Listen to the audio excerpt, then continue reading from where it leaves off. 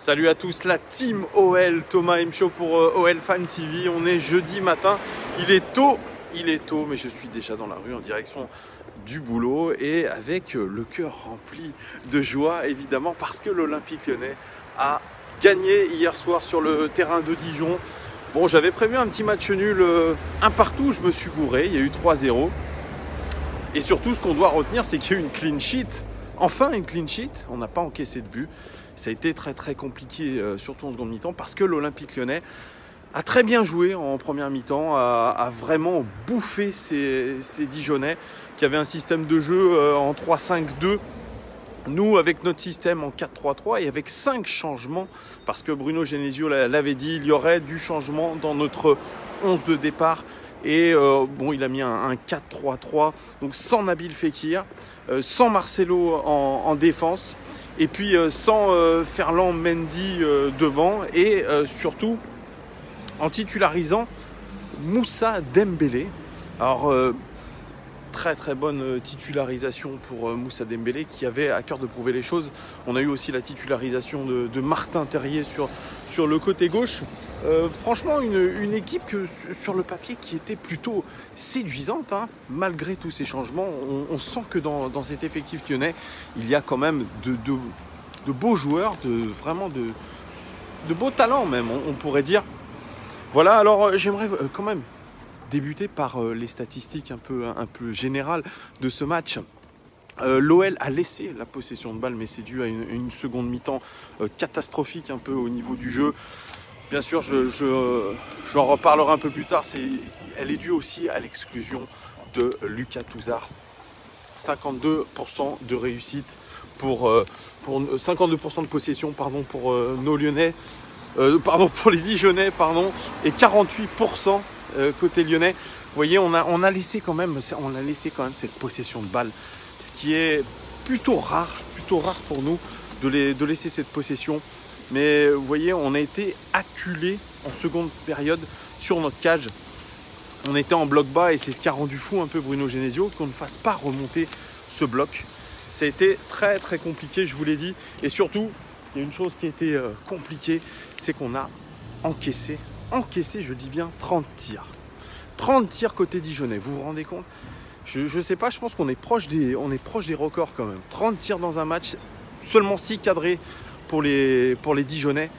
Mais franchement, ils ont fait une seconde mi-temps et surtout un début de seconde mi-temps très intense. Ils ont fait rentrer notamment Jules Keita, le Neymar de Dijon, qui a été virevoltant, on peut le dire, hein. Il a créé beaucoup de déséquilibre. Et puis, le pressing était plus intense. Voilà, ils nous ont posé des difficultés. Mais bon, on a eu une bonne première mi-temps où on a vraiment fait notre score. Et je vais revenir là-dessus. Nous, on a tiré quand même 16 fois, 5 cadrés.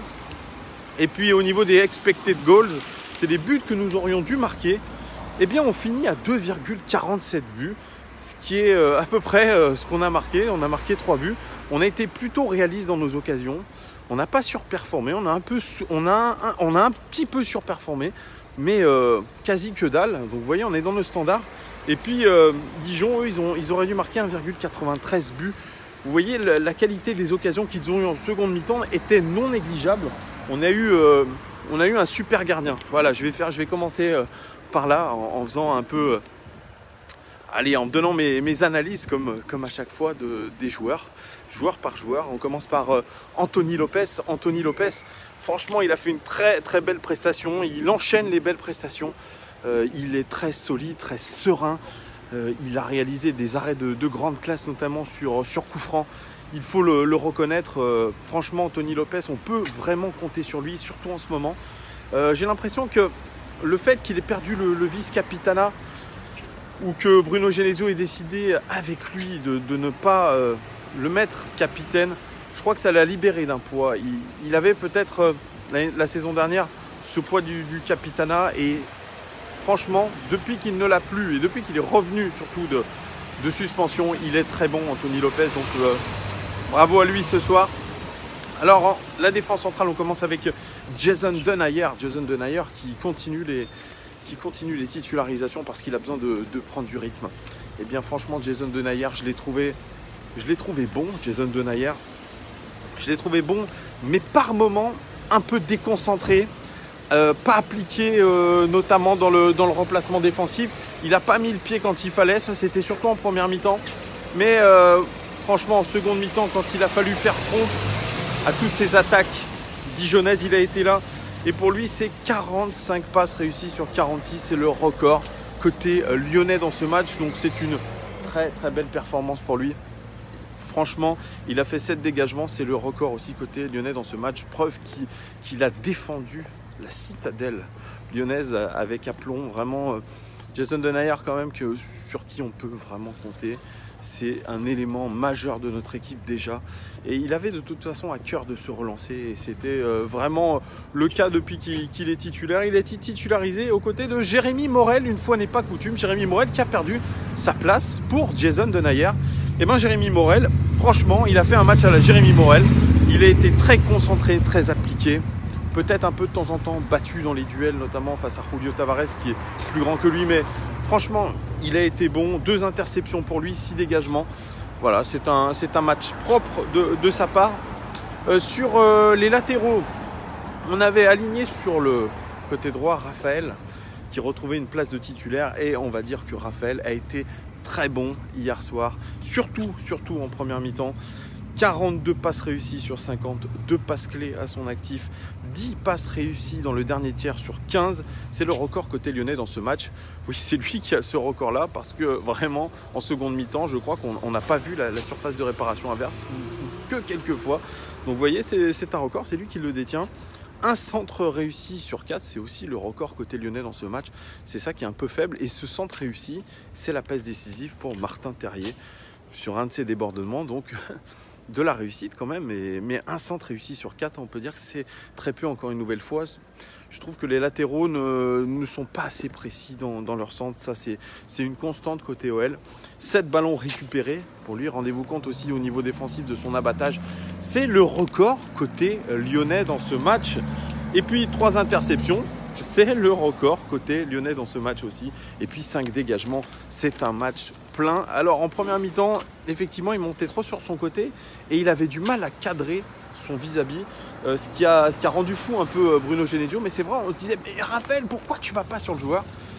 Il a eu quelques absences comme ça, où c'était peut-être voulu parce qu'il n'avait peut-être pas la condition physique pour faire des montées descentes, mais ensuite il s'est très bien rattrapé dans le match et il a fait une très très belle seconde mi-temps, Raphaël.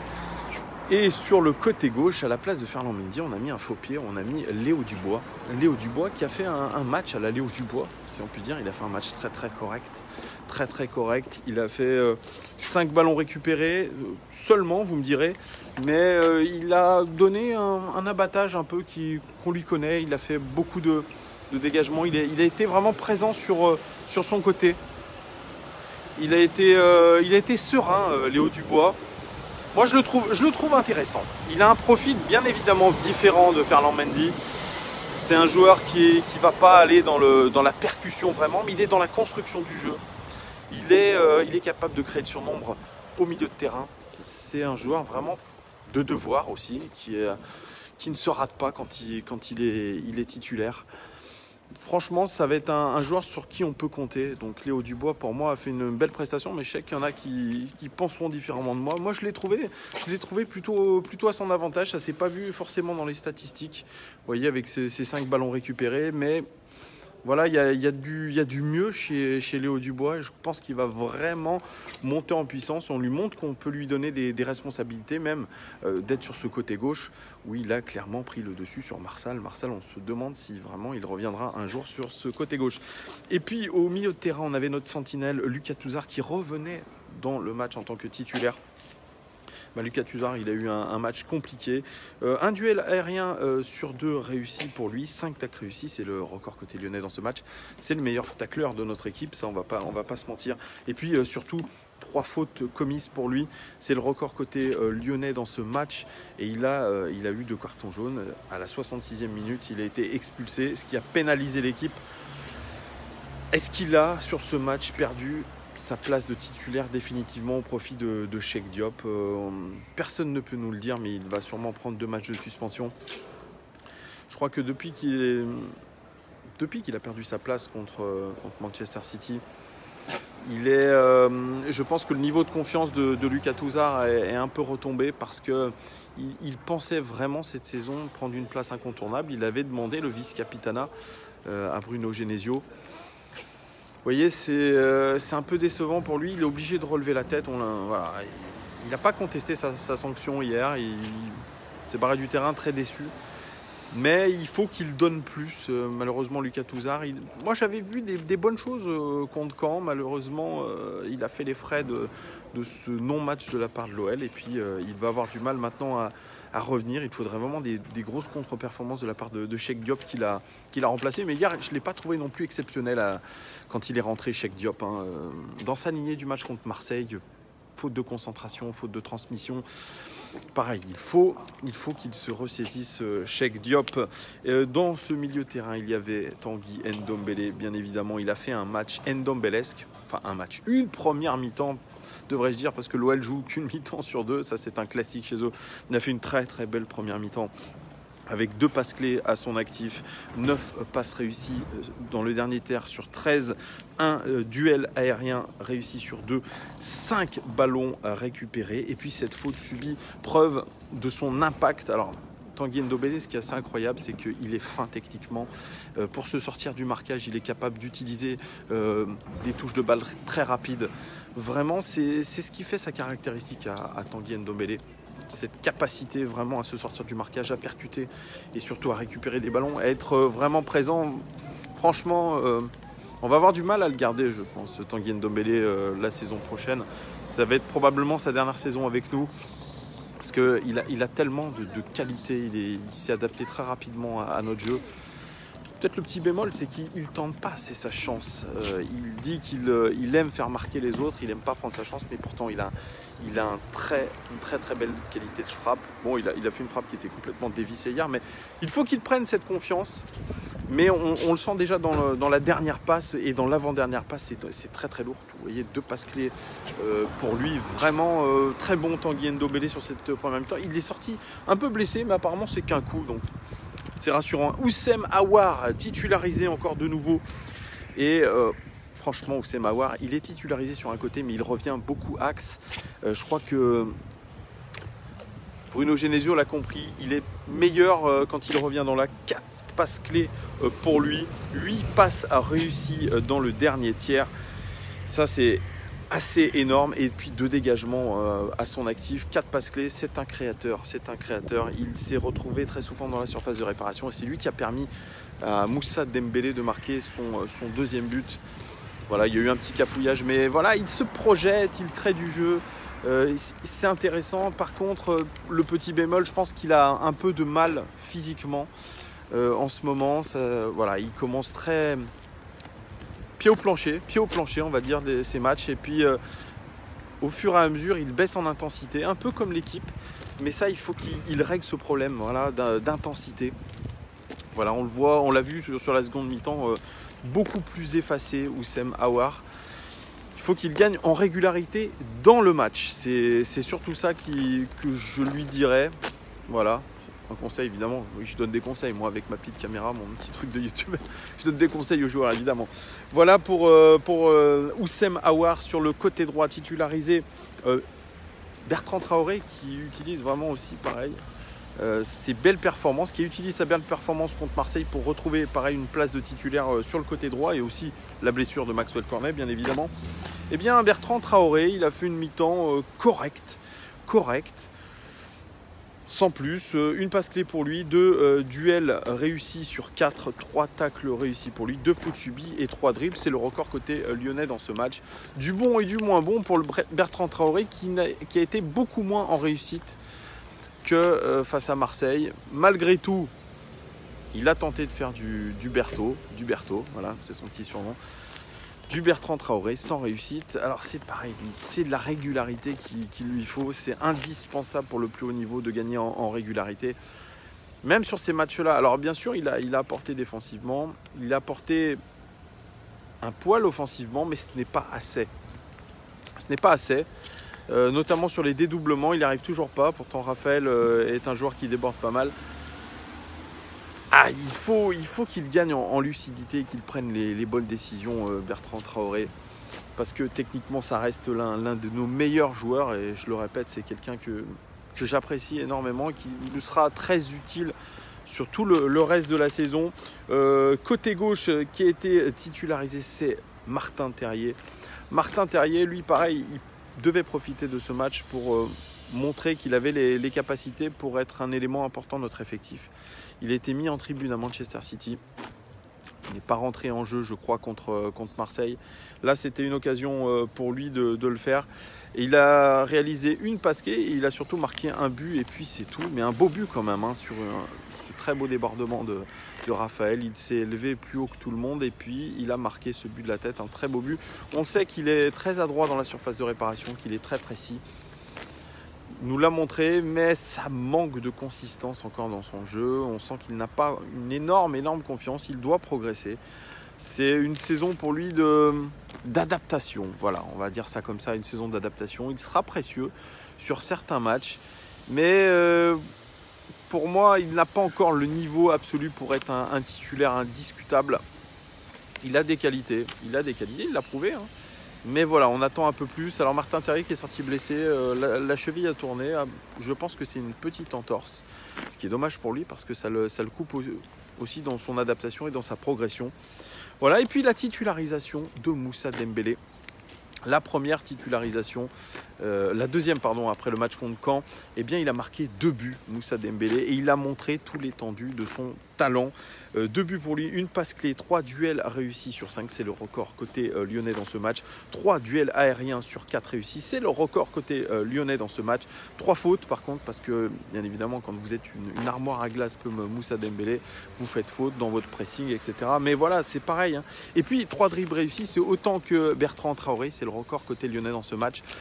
Preuve de son implication, même en seconde mi-temps quand il a fallu défendre après la sortie du Gattuso, il a été là. Il est très bon dos au but, il sait garder le ballon, il sait faire remonter le bloc. C'est là où il est intéressant, Moussa Dembélé.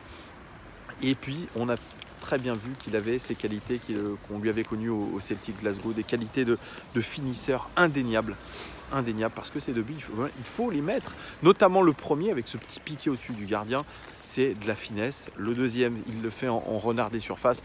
Voilà, Moussa Dembélé montre qu'il avait besoin aussi de ces buts qui sont ses premiers sous les couleurs lyonnaises. On espère que ça sera le début d'une longue série pour lui, mais pareil, franchement, on doit considérer que Moussa Dembélé, aujourd'hui, est capable d'être notre avant-centre.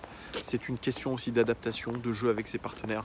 Mais je suis très très confiant par rapport à ce joueur, tant il a vraiment ces qualités un peu dignes d'un joueur de Première Ligue, d'un attaquant de Première Ligue. Et ça nous sera vraiment indispensable en Ligue 1, en Ligue des Champions, parce que la Ligue 1 c'est physique aussi. Donc vraiment Moussa Dembélé, je l'ai trouvé super intéressant.